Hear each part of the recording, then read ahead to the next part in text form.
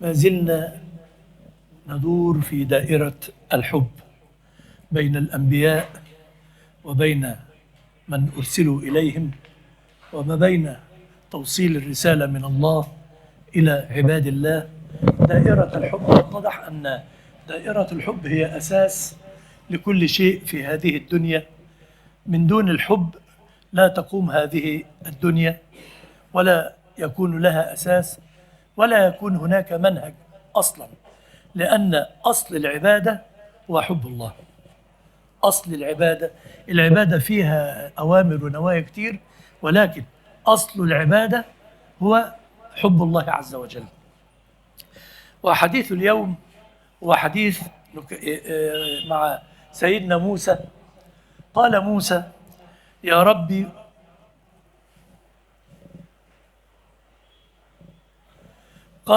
يا ربي، وددت أني أعلم من تحب من عبادك فأحبه. زي امبارح بالظبط، نفس القصة، نفس الموضوع. عايز أعرف أنت بتحب مين من عبادك علشان أحبه. وكأن كل هم الرسل إنهم عشان عرفوا أصل هذه الدنيا هو حب الله، بيدوروا على إزاي يوصلوا إلى حب الله سبحانه وتعالى. ومن الذي يحب الله ومن الذي يحبه الله؟ علاقة عكسية كما تكلمنا من قبل. قال: يا ربي، وددت أني أعلم من تحب من عبادك فأحبه. قال: إذا رأيت عبدي يكثر ذكري فأنا أذنت له في ذلك وأنا أحبه، وإذا رأيت عبدي لا يذكرني فأنا حجبته عن ذلك وأنا أبغضه. الحديث سهل جدا وسلس جدا، ولكن في نقطة في منتهى الخطورة. خلينا نسمع الحديث تاني كده ونقف عند كلمة. حد لاحظ كلمة جت على ودانه كده واستوقفته؟ نقول الحديث تاني. ها؟ البغض. قال: إذا رأيت عبدي يكثر ذكري فأنا أذنت له في ذلك وأنا أحبه. يكثر ذكري، الله يفتح عليك. أيوة. شفتوا بقى؟ لما نبقى بالراحة كده بهدوء. هو أنت فاكر إن أنت جيت الجامع بمزاجك؟ هو أنت أصلا فاكر إن أنت وقفت بين إيدين ربنا تصلي بمزاجك؟ طب اشمعنى أنت؟ شفت العلاقة بقى؟ جت رد الفعل على طول. فأنا أذنت له في ذلك وأنا أحبه. لا يمكن تيجي محبة الله للعبد إلا إذا كان ربنا أحبه الأول. يحبهم ويحبون. اوعى تفتكر ان انت كده في الدنيا مالكش معنى ومالكش ثمن. لا والله لو ما كانش ربنا بيحبك في الأول ما كنتش هتعرف يعني ايه حب الله، ولا تعرف تقف بين ايدين ربنا اصلا، ولا تفهم ان اللي انت فيه ده منتهى الرزق من ربنا، انه يلهمك ذكره. انت لما بتقوم بتقلق بالليل بتعمل ايه؟ بقوم افتح الثلاجه وادور على حاجه حلوه مسكره، ولا ابويا ناسي حته بطيخه، ولا امي ناسي حته شوكولاتايه، ولا في شويه عصير، وبعدين اقفل الثلاجه واقلب. مش كده؟ لما بتقلق من النوم بتقول ايه؟ بتعمل ايه؟ في دعاء عجيب، الحمد لله الذي أحياني بعدما أماتني وإليه النشور. الحمد لله الذي أذن لي في ذكره. أنت عشان قمت من النوم ولقت وذكرت ربنا، دي شوية. عارف دي تقلها قد إيه في السماء؟ عارف كون إنك تقلق من النوم وتذكر الله وبعدين ترجع تنام تاني؟ هو ربنا صحاك عشان تقول لا إله إلا الله، والله العظيم. هو صحاك عشان عايزك تقول لا إله إلا الله، لأنك ما تعرفش الأجل إمتى. صح؟ ويمكن الكفتين يوم القيامة يبقوا إيه؟ شوفوا، يبقى إيه؟ قد بعض، يبقى ناقصه على الحركرك. فيمكن لا اله الا الله هتقولها دي هي اللي هتطبب الميزان وانت ما انتش عارف. لو اتعاملت بقى وفكرت من المنطلق ده، لو عرفت بقى المنطلق ده، تعرف انه الحمد لله الذي اذن لنا في هذه الجلسه وفي هذه الصلاه، واننا ادركنا رمضان، ونسال الله ان يكتبنا من عتقاء النار وليله القدر يا رب العالمين. مش كده؟ يبقى ده من المنطلق الاول. تعرف انه لو ما كانش ربنا بيحبك ما كنتش هتعرف ولا توصل لحب الله. طيب هو الحب اصلا مش له زمان ومكان وسبب؟ نقول تاني، الحب اصلا مش له مكان وزمان وسبب؟ ولا انت هتحب الفراغ؟ لا، لازم يكون في واحده حلوه هحبها وبعدين اروح اتقدم لها واتجوزها وتبقى مراتي واخلف عيال واحب العيال. الله، في زمان وفي مكان وفي سبب، صح ولا لا؟ دي قضيه الدنيا كلها، زمان ومكان وسبب. الدنيا كلها قايمه على السببيه، لكل شيء سبب، وكل شيء له مكانه وله زمنه. عايزين نقول ايه بقى؟ واحنا ناسين الحديث عن سيدنا رسول الله، او كما قال: 7 يظلهم الله بظله يوم لا ظل الا ظله. منهم ايه؟ رجلان تحابا في الله. كلمة غريبة جدا، لو ما تقف عندها عايزة قاموس لوحدها. اجتمعا عليه وتفرقا عليه. يعني ايه؟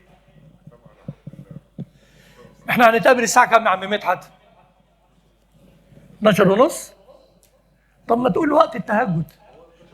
لا شوف انت، ما انا عارف ان انت اخترت الساعة وانا اخترت الصفة، عشان ما انا عارف، ما انا بقولها عندي وعارف ان انت هتجاوبني كده، او الاجابة هتكون كده. احنا نتقابل الساعة 1، طب الساعة 12، طب ما نتقابل في صلاة الظهر.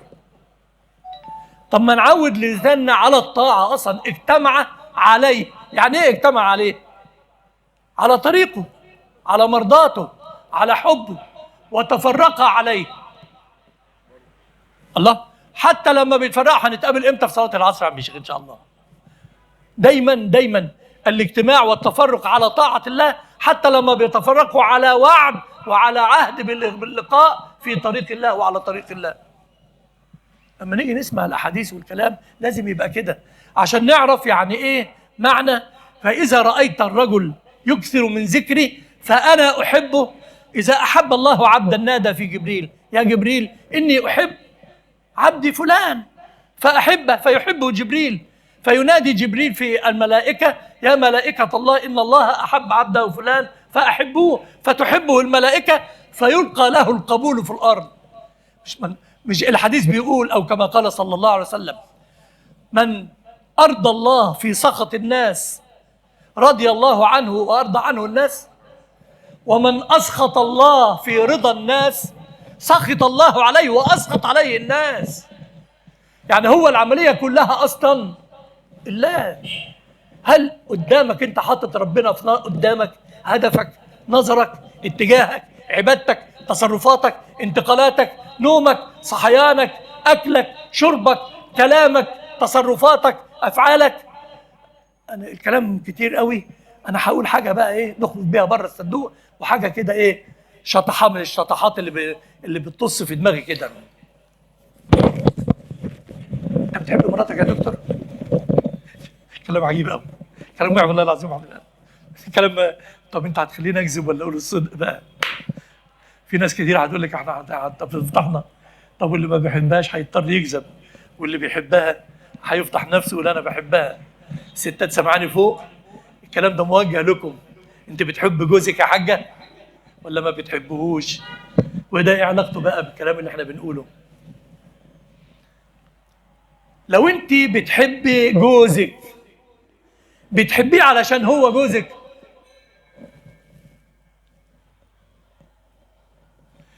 طب ما تيجي نعدل قضية الحب لحب أعلى وأقوى وأقيم، وبالتالي هو حبك لجوزك هيجي تلقائي، اللي هو إيه بقى؟ اللي هو إيه بقى؟ الحب في الله. هلا هو من سيدنا النبي قال للمرأة اللي سألته: هو جنتك ونارك؟ الزوج بالنسبة للزوجة هو جنتها ونارها. الستات هتزعل، هو انتوا على طول كده مجتمع ذكوري، مجتمع وحش، كل حاجة ستات ستات ستات، جايين على الستات. لا يا ستي، اسمعي بقى، والله العظيم والله العظيم انت بالنسبة لجوزك الجنة وناره، يا تدخليه الجنة يا تدخليه النار، وانت طبعا أدرى. أنا مش هفسر. ولا تنسوا الفضل بينكم. ده حتى في لا قدر الله لا حتى الله، حتى في حالة الانفصال اوعى تظلمها، ولا تنسى الفضل اللي كان ما بينك ويومها في يوم من الأيام، اوعى. فما بالك لو انت بتحب جوزك في الله، هتبقى بتتصرفي تصرفات بنتك قاعدة بتتعلم منك اللي هتتجوز، وبالتالي نسبة الطلاق مش هتزيد، ولا خراب البيوت اللي احنا شايفينه ده قدامنا ده، المجتمع الفاشل ده هيحصل ليه؟ لأن شايفة أمها بتعامل أبوها لما حتى يزعلها تقول له: هو أنت يا ماما ساكتة إزاي كده؟ أنت راضية على نفسك إزاي؟ تقول لها: اسكتي يا هبلة، لأنك ما أنتش عارفة إن أنا برضي ربنا، وربنا هيراضيني، إن ما كانش في الدنيا هيبقى في الآخرة.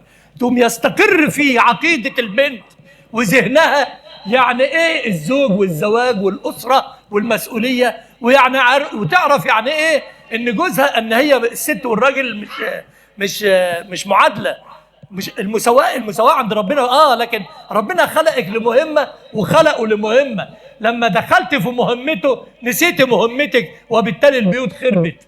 طبعا أنا لو دخلت في الكلام ده أنا عارف ناس كتير جدا هتزعل وهيقولوا عليا راجعي وتخلفي وقول زي ما انت عاوز تقول، بس انا هحلفكم بالله انتوا راضيين باللي بتشوفوه عند اسم اول واسم تاني كل يوم الصبح، العربيه اللي بتحمل عفش ولا منزله عفش، بتشوفوا تسليم القايمه، بتشوفوا نسبه الطلاق في المجتمع بقت قد ايه، بتشوفوا البيوت خربانه ازاي.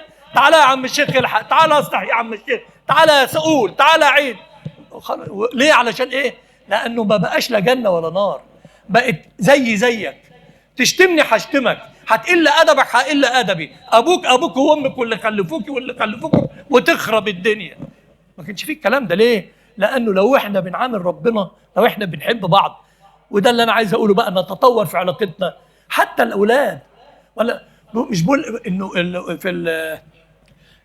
يا ايها الذين امنوا قوا انفسكم واهليكم نارا، مقصود بها ايه؟ هي المقصود بها الصلاه ولا مطلق النار ولا كل ما يغضب الله سبحانه وتعالى ويؤدي الى النار؟ قوا انفسكم واهليكم نارا وقودها الناس والحجار. اي نار؟ وازاي الوقايه هنا هتبقى ايه؟ والوقايه من ايه؟ الكلام كتير والموضوع.